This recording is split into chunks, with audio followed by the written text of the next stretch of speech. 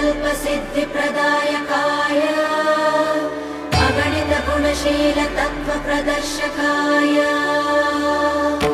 मध्वमता सिद्धान्तप्रवर्धनाय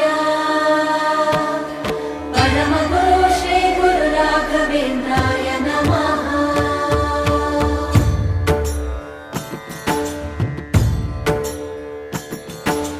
पूज्याय राघवेन्द्राय सत्यधर्मरताय च भजतां कल्पवृक्षाय नमतां कामधेनवे।